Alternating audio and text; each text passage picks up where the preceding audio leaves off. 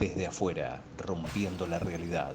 Fue ministro de Educación, siempre atendió el teléfono, siempre fue buen tipo, pero por sobre todas las cosas es un gran analista social y político. Me llamo Nicolás Trota y tengo el agrado de llamarlo amigo. ¿Cómo andas, Nico? ¿Cómo va tanto tiempo? Jorge te saluda, ¿cómo va? ¿Cómo estás, Jorge? Un gusto conversar nuevamente contigo. Espero que andes muy bien. Qué bueno estar con vos, Nico, tanto tiempo, loco, ¿todo bien? Sí, en un momento creo que de incertidumbre, complejo, pero bueno, bien. Esperando que los días del futuro sean mejores que el presente. ¿Los días del futuro son días del futuro pasado como la película de X-Men o no? Bueno, hay que esperar un poco, ¿no? Pero yo tengo una expectativa, Jorge, positiva, ¿no? Creo que nuestro país obviamente viene transitando años muy difíciles, la pandemia hizo todo cuesta arriba, ahora se le suma las complejidades externas vinculado a lo que es el conflicto por la invasión de Rusia a Ucrania, que impacta en alimentos, en energía, y en todo eso hay que sumarle también las propias complejidades de nuestro país y nos pone en una situación muy difícil, pero también vemos que toda la potencialidad que tienen diversos sectores de nuestro país, y se logran canalizar los esfuerzos, las energías más allá del corto plazo complejo, hay un horizonte interesante, positivo para la Argentina y para nuestra sociedad. Vos seguís siendo, te lo pregunto porque hace mucho que no hablamos, así que vamos de cuenta que estamos fuera del aire. Vos seguís siendo parte del Grupo Octubre, ¿no? Sí. Sí, efectivamente. Sí, yo U- tengo un rol activo en la universidad, que es un proyecto que venimos trabajando hace más de 10 años, y parte de nuestro equipo está en la universidad y venimos llevando adelante distintas líneas de trabajo importantes de cara a lo que consideramos que debe ser un espacio académico que debe formular propuestas, iniciativas para el debate público. Además, laburan bien en comunicación, tienen un proyecto a largo plazo muy interesante con cuestiones digitales muy bien armadas, que no sé si hay mucho más en Argentina que lo que tienen ustedes. Todavía no se ha podido poner en valor porque hay cuestiones mucho más urgentes como el hambre del pueblo, pero digo, a nivel estructural e intelectual lo que están armando está muy bueno. Bueno, yo creo que el Grupo Octubre, que es una iniciativa motorizada por un sindicato, ¿no? El Sindicato de Trabajadores de Edificios, apuesta, por un lado, a todo lo que es la formación de los trabajadores, no solo la formación técnica profesional, sino también en ámbitos universitarios, ¿no? Con ese proyecto de características únicas que es LUMET, pero también en toda la dimensión cultural, con 2 salas de teatro, editorial, de libros, de revistas, pero al mismo tiempo construir una voz que represente esa agenda en términos de los medios de comunicación, ¿no? Así que ahí con el diario Página 12, con distintas radios, con el propio Canal 9, trata de marcar una presencia de una agenda que por supuesto es una agenda plural, ¿no? Es una agenda que tiene en su raíz lo que debe ser la mirada de defensa del derecho de los trabajadores. Bueno, dicho esto, que lo quería contar, porque si no parece que los gremialistas siempre se hablara de los gremios desde el lado malo, y me parece que hay que mostrar el otro lado del gremialismo, que también lo tiene camioneros, que también lo tienen un montón de otros gremios. Yo tengo la suerte de trabajar cerca de la gente de Bomoyanos y conozco el laburo social que hacen los camioneros y de eso no habla nadie, pero también hay que visibilizar esto, porque si no parece que siempre hablamos de lo mismo, Nico. Entonces quería charlar con vos este tema, pero dicho esto... Tengo que preguntarte, ¿sentís que la política se aberretó un poco con estas discusiones algunas veces? Bueno, yo creo que nosotros como frente político no hemos logrado cumplir las expectativas que la sociedad había depositado en nosotros, ¿no? Y después podemos analizar, y es legítimo que haya miradas distintas del porqué, ¿no? Vuelvo al comienzo, que ha sido una situación muy difícil la que le ha tocado transitar al gobierno, ¿no? Pero uno, cuando está al frente de una responsabilidad tan importante, a partir de la delegación que hace la sociedad en nuestro presidente, en la vicepresidenta, en toda esta fuerza política, creo que tenemos que asumir la necesidad de manera urgente de dejar de lado ciertas diferencias para poder definitivamente lograr un diagnóstico común y poder desplegar las medidas urgentes que necesita la Argentina, entre otros aspectos, para dar un horizonte que permita disminuir la inflación, consolidar lo que debe ser un proceso de recuperación de capacidad de compra del salario, porque venimos transitando meses muy difíciles, ¿no? Nosotros medimos inflación todos los meses y nuestro indicador nos da que en los primeros 6 meses del año la inflación fue del 37%, y una proyección de una inflación anual en este 2022 que va a superar el 80%. Y no hay paritaria, no hay aumento de jubilaciones que pueda empatar un proceso inflacionario tan importante como estamos teniendo. Alberto no pudo, no supo o no quiso. Yo creo que es un poco de todo, ¿no? Yo creo que es un poco de todo, ¿no? Que el presidente no tuvo la capacidad de consolidar su liderazgo haciendo la misma fuerza y no escuchó de la manera que debería escuchar a las principales referencias del espacio. Como no había un liderazgo muy consolidado, se debería haber instrumentado un proceso de escucha y diálogo con la vicepresidenta, con el presidente de la Cámara de Diputados, con los gobernadores, porque es allí donde está la fortaleza de nuestro frente, ¿no? Y esas mesas no han funcionado, ¿no? El presidente tiene muchas veces una perspectiva de postergar ciertas discusiones, y cuando uno posterga la construcción del diagnóstico, de las respuestas necesarias, al momento de tener que asumirlas muchas veces es tarde, y uno no tiene todas las posibilidades que hubiese tenido una semana, un mes, 2 meses antes al abordar esas problemáticas. Entonces creo que es un momento muy difícil, es un momento donde todos tenemos que poner el hombro, donde hay que lograr descomprimir ciertas tensiones, porque no solo está en juego la continuidad de lo que puede ser un proceso electoral exitoso del Frente de Todos en el 2023, lo que está en juego es encaminar un proceso que permita disminuir el impacto que está teniendo la crisis económica en términos internacionales, pero que está muy arraigado ese impacto en la Argentina. Nico, si querés me la contestás, si no, no. Pero no puedo dejar de preguntarla, incluso de lo personal, porque a mí me molesta no tener la respuesta a esto. ¿Por qué te fuiste del ministerio? Bueno, habría que preguntarle al presidente Alberto Fernández, pero la realidad es que Ahí está, ya me diste la respuesta que quería. No fue una decisión que vos hubieras tomado, te pidieron la renuncia, digamos. no, yo venía teniendo diferencias públicas con el presidente, ¿no? Nuestro vínculo es un vínculo de muchísimo tiempo, más allá de que lo conozco hace más de 2 décadas al presidente, que coordiné sus equipos técnicos en la campaña. La realidad es que nosotros tuvimos muchos encontronazos, algunos de ellos públicos, ¿no? Y en parte se relacionaba al esquema de toma de decisión del presidente. Yo creo que, por supuesto, nuestra gestión educativa no estuvo exenta de equivocaciones, más allá que con todo nuestro equipo le pusimos corazón, le pusimos muchas horas como correspondía para ese momento tan difícil de trabajo, recorrimos el país, dialogábamos con tensiones por momentos con todas las provincias, con los distintos actores del sistema educativo, y nosotros tomamos una decisión de nunca sacarle el cuerpo al desafío que tenemos que transitar en un momento muy difícil, ¿no? De la pandemia, de lo desconocido, de los temores.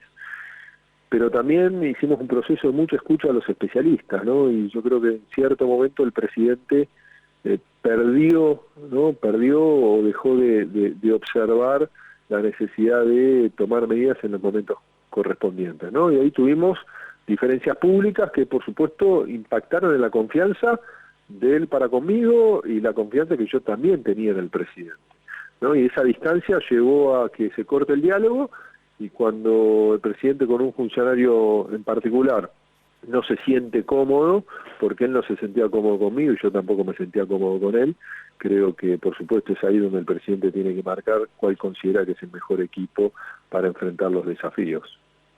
¿No volviste a hablar o se retomó el diálogo? ¿Cómo están hoy?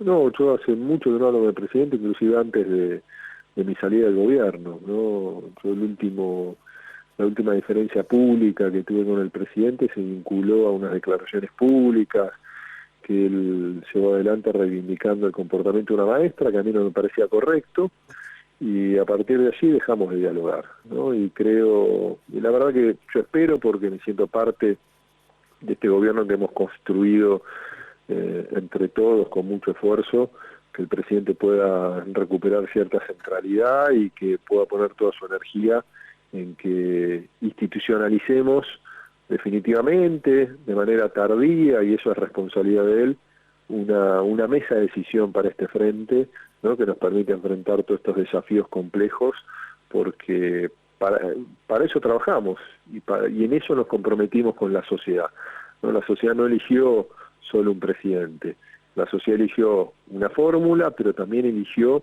un frente diverso, plural, y nosotros marcamos en la campaña que esa diversidad debería ser una fortaleza, pero esa diversidad, si no se canaliza, si no se generan los espacios de escucha, de debates intensos, pero debates intensos hacia adentro del gobierno, y de ahí salir con las mejores respuestas, es muy difícil abordar todos estos desafíos. Y yo menciono esto, Jorge, en particular, porque las discusiones que tuvimos en términos públicos con el presidente se vinculaban a la ausencia de su capacidad de generar las instancias de diálogo y de escucha con sus propios funcionarios. Lo mismo que está pasando ahora con la vicepresidenta, puedo agregarte yo si me permitís. No, bueno, pero eso es parte también del estilo, ¿no? Y es un estilo que en momentos tan complejos no funciona, ¿no? Yo creo que hay que aprender de los distintos procesos, de sus aciertos y sus equivocaciones.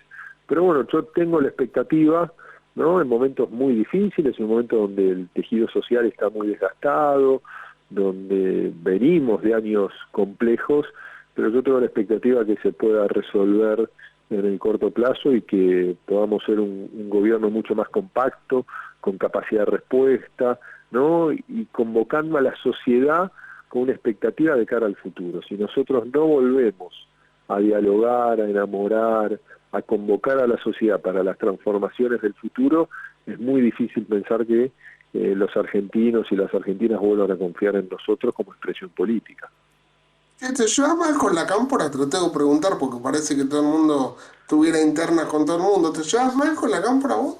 No, yo con muchos de sus integrantes tengo vínculos hace muchísimo tiempo y diálogo, y me parece que este es un momento para sumar, ¿no? Por supuesto que el desafío que tiene el Frente de Todos es reinventarse, ¿no? No alcanza con los que somos hoy, hay que volver a transitar un proceso de ampliación, y ampliar en momentos difíciles es más complejo, ¿no? Porque uno no tiene la capacidad de convocatoria que quizás tenía en otro momento, pero yo rescato de lo que implica el frente, ¿no? Y si vemos un frente, ¿no? La representatividad que tiene Cristina, la representatividad que tiene la Cámpora, ¿no? La representatividad que tienen muchos gobernadores. Ahora, en soledad, nadie tiene la fortaleza para una victoria electoral, pero tampoco en soledad nadie tiene la capacidad para generar las condiciones para llevar adelante las políticas públicas que necesita la Argentina. Eso es lo que nos ha golpeado, ¿no? En los últimos meses, y es lo que tenemos que modificar, y esperemos que a partir de los últimos hechos, como fue la propia abrupta salida de Guzmán, que ha tenido un impacto en la aceleración inflacionaria, permita la reflexión de los principales dirigentes de nuestro frente político, con el presidente a la cabeza, porque quien conduce este proceso por la responsabilidad institucional que tiene es el presidente, y el máximo responsable de los aciertos, pero también de los errores, es también el presidente, no el único, pero sí el máximo responsable. Tengo 3 preguntas últimas, pero no puedo dejar de hacerlas porque soy un tipo muy inteligente y no me las puedo perder. La primera es, ¿por qué vos sos un tipo que ha armado equipos políticos y que ha jugado muchas campañas electorales? ¿Por qué se va un tipo como Guzmán de un gobierno? Me parece que Guzmán venía con una realidad de mucho desgaste, de un recorrido más vinculado a lo académico que a lo político, ¿no? Y que creo que Guzmán había perdido confianza en la palabra del presidente, ¿no? Porque el presidente seguramente asumía ciertos compromisos con Guzmán que luego no se cumplían y se dilataban los tiempos, ¿no? Y creo que eso llevó a un proceso de profundo desgaste.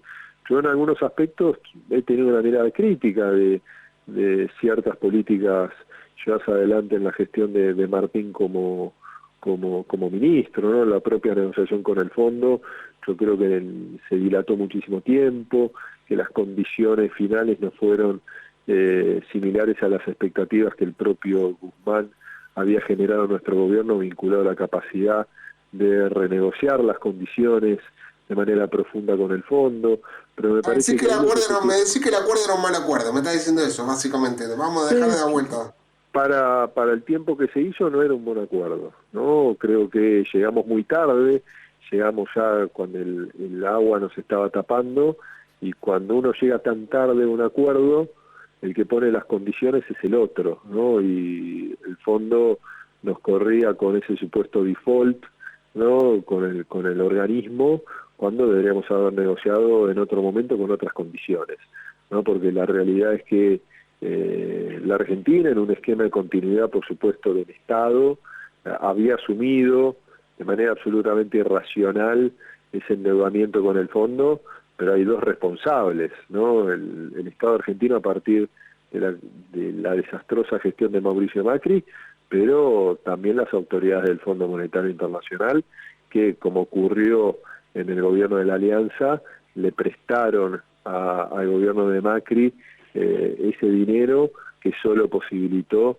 la fuga de capitales, como ocurrió en la gestión de Fernando de la Rúa. Entonces me parece que ahí lo que se rompió entre Guzmán y Alberto Fernández fue la confianza, ¿no? Pero a pesar de eso, creo que la forma de la salida de Guzmán frente a un presidente débil, ¿no? Que por momentos es dubitativo, no fue la correcta, no se tendría que haber hecho una salida. Yo te iba a decir, ahora te iba a dejar hablar, pero te iba a decir, negro, vos te fuiste con el mismo problema con Alberto y nos dejaste el ministerio hecho pedazo, ¿eh? No, bueno, por eso me parece que además, más allá de Alberto y de Martín, el problema es que por esas turbulencias que generó su salida un día sábado, la ausencia de una decisión rápida en su reemplazo, porque parece que el presidente se sorprendió por la decisión de Guzmán, tuvo un impacto en la aceleración inflacionaria. Y la aceleración inflacionaria, en una situación social tan compleja, sumerge a miles de argentinos en la pobreza por ingreso, ¿no? Entonces ahí tenemos que ser conscientes que no es que se fue cualquier ministro, se fue el ministro de Economía en una Argentina que está teniendo la inflación más alta de Sudamérica. Entonces creo que ahí uno tiene que ser consciente que lo individual es mucho menos importante que la Argentina, ¿no? Y lo que siempre uno tiene que priorizar es la Argentina. Yo te quiero dar un ejemplo, Jorge. Cuando yo tuve un encontronazo público con el presidente en el mes de abril del 2021, vinculado a la suspensión de la presencialidad en las escuelas en la región metropolitana de Buenos Aires, desde mi propio espacio político, desde distintas expresiones de nuestro frente electoral, me recomendaban que yo tenía que renunciar. Y yo les planteé en ese momento que más allá de lo que uno podía pensar... Yo mismo te dije en privado, tenés que irte, no te podés dejar que te maltraten. Yo mismo te lo dije y me hago Bueno, cargo. pero yo ahí lo que prioricé no me arrepiento, no más allá de los comportamientos posteriores del presidente. Yo lo que prioricé era nuestro gobierno, nuestro frente político, no generarle daño, no al presidente, sino al gobierno que habíamos construido entre todos.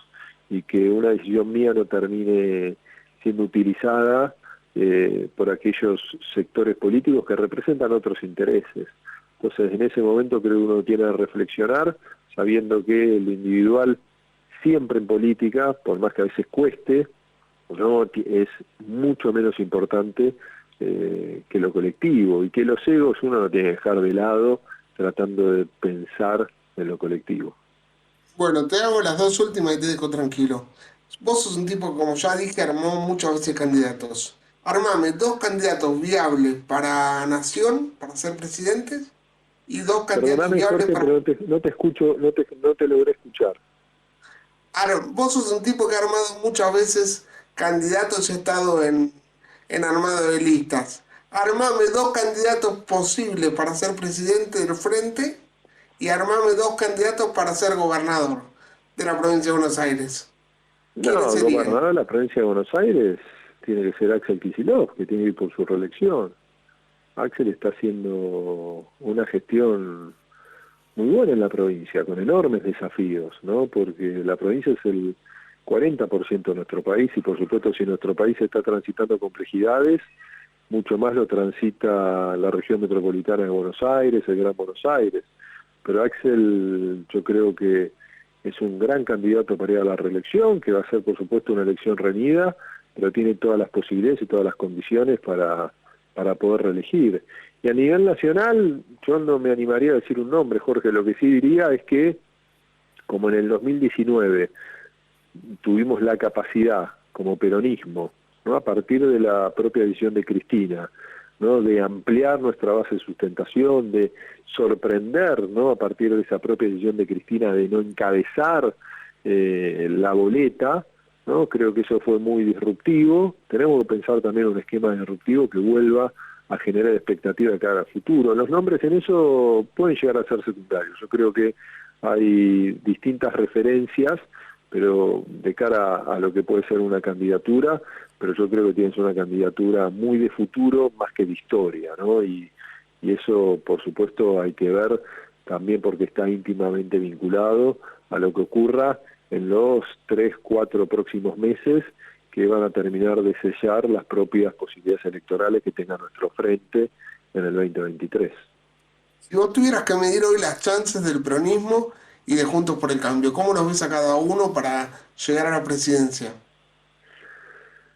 Yo siempre repito que la oposición nunca gana una elección, siempre la pierde el oficialismo, ¿no? Yo creo que en el 2019 nosotros, en términos electorales, hizo muchas cosas bien porque se pudo construir esa amplitud del Frente de Todos.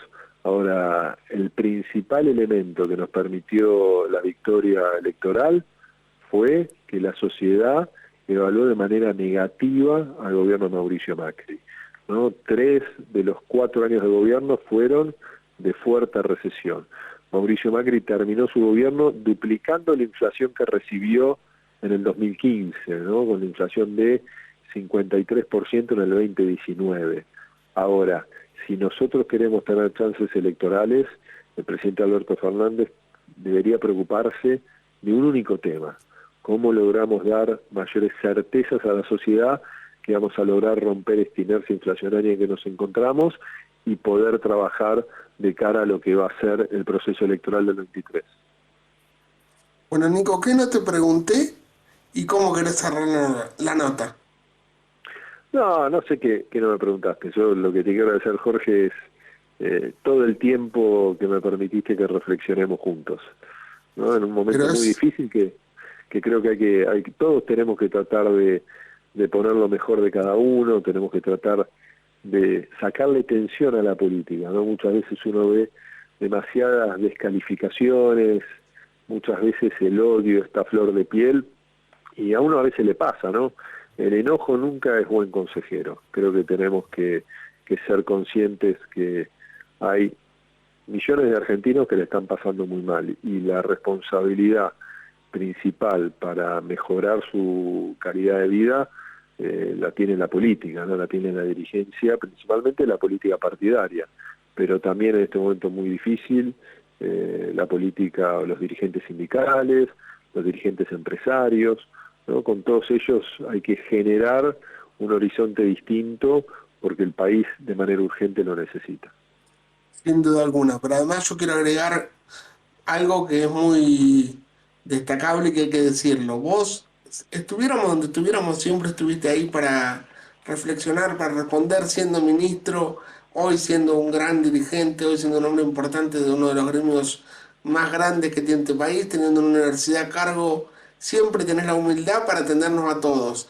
Así que te quiero agradecer, porque hoy estamos aquí en la 1420, en la AM de Radio con vos, gracias a gente como vos también. Así que gracias por tanto, porque no hubiéramos crecido sin ustedes. Gracias de verdad. No, muchas gracias a vos, Jorge, y me alegro de escucharte bien.